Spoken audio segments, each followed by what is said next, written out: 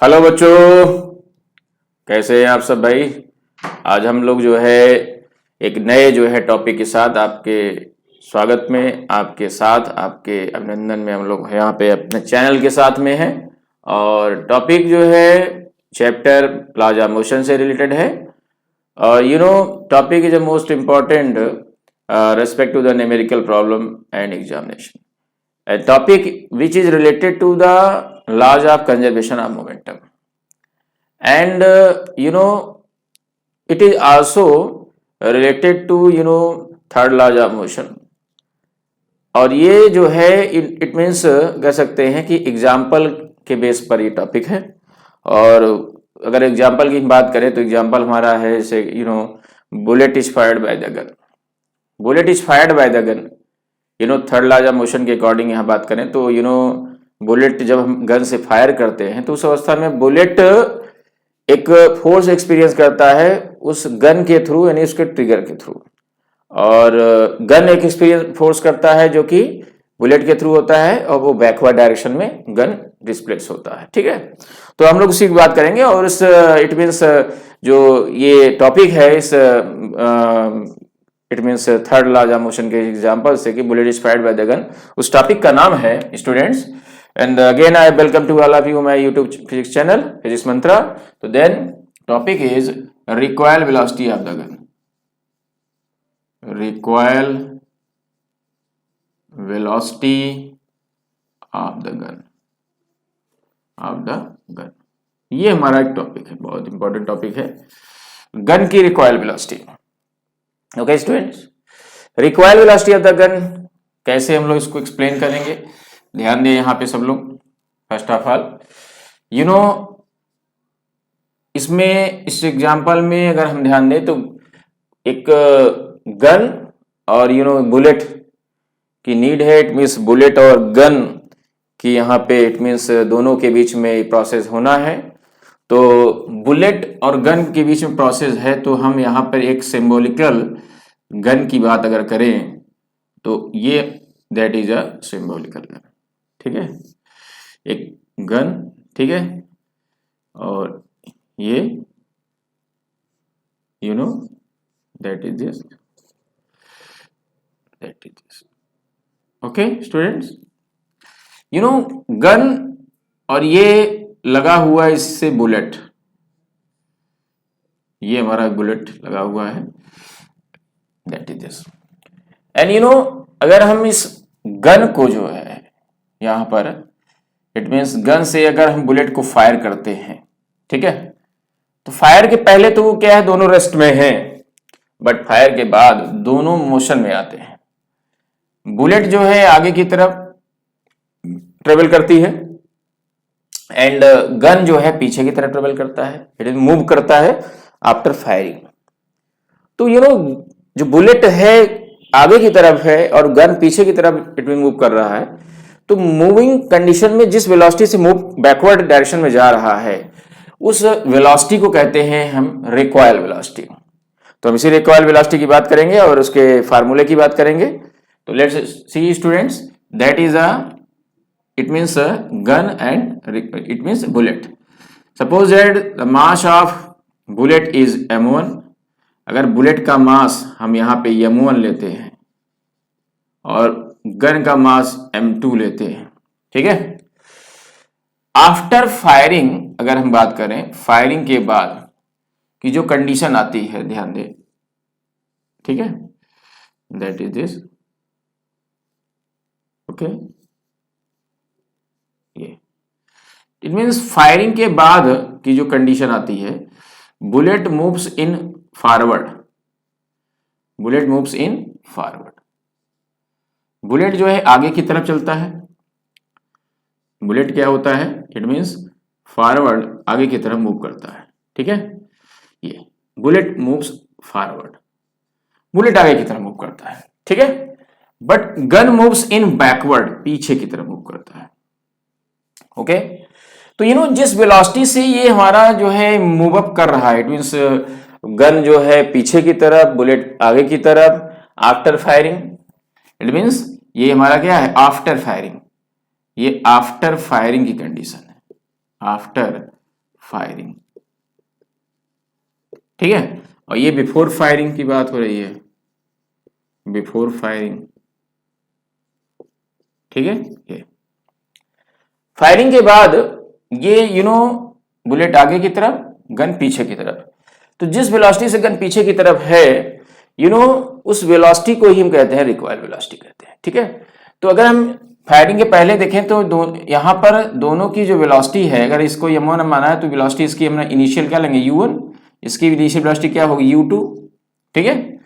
Firing के बाद दोनों मूवमेंट करेंगे, मोशन करेंगे, तो इसकी वेलोसिटी u1 से v1 हो जाएगी और इसकी वेलोसिटी जो है u2 से v2 हो जाएगी। इट मीन्स ये जो वेलोसिटी है v2 ये इस डायरेक्शन में होगा, इट मीन्स इधर v2 वेलोसिटी, ठीक है, दैट इज v2 वेलोसिटी। और जिस वेलोसिटी से गन पीछे की तरफ जा रहा है, इट मीन वेलोसिटी क्या है v2, that is recoil velocity. तो यहां पर वो हमारा क्या है रिकॉइल वेलोसिटी है।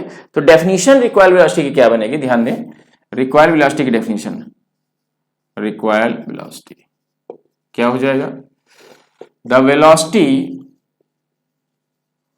Velocity through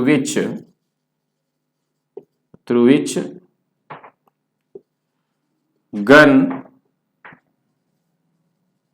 gun moves in backward, the velocity through which gun moves in backward after firing, firing के बाद जब जो है गन पीछे की तरफ मूव करता है, जिस वेलोसिटी से मूव करता है उस वेलोसिटी को हम कहते हैं रिकॉइल वेलोसिटी, ठीक है, that is called recoil velocity, understand. तो जो डेफिनेशन हुई रिकॉइल वेलोसिटी की, और फिगर में देखें रिकॉइल वेलोसिटी है क्या यहाँ पे v2, यानी v2 की जो है वैल्यू हमको फाइंड आउट करनी है, v2 की वैल्यू यहाँ निकालनी है इस प्रोसेस में। तो यहां पे अगर हम फ्रॉम फिगर की बात करें, फ्रॉम फिगर क्या निकल के आ रहा है, इट मीन्स दो ऑब्जेक्ट है, प्रोसेस क्या हो रहा है, प्रोसेस हमारी फायरिंग हो रही है, प्रोसेस क्या है फायरिंग के पहले और फायरिंग के बाद। अगर यहां पे फायरिंग के पहले और फायरिंग के बाद के टोटल मोमेंटम की बात करें तो यहां पर लॉज ऑफ कंजर्वेशन मोमेंटम के अनुसार क्या है कि प्रोसेस के पहले प्रोसेस के बाद मोमेंटम क्या है, अगर सेम है तो कंजर्वेशन फॉलो होगा। तो हम apply the conservation of laws of momentum, ठीक है। तो यहां पर हम अप्लाई करते हैं, applying the laws of conservation of momentum, ठीक है। और फार्मूला हमारा वही है m1 u1 plus m2 u2 equal to m1 v1 plus m2 v2, ठीक है स्टूडेंट्स, यस। अब यहां से बाहर से कोई एक्सटर्नल फोर्स तो लग नहीं रहा है, कंजर्वेशन मोमेंटम फॉलो करेगा। तो इस फिगर्स के द्वारा इस पे वैल्यू पुट करेंगे, m1 u1, m1 पहला ऑब्जेक्ट बुलेट हमारा, ठीक है, दैट इज दिस बुलेट का, ये बुलेट लगा हुआ ध्यान दें, दैट इज बुलेट,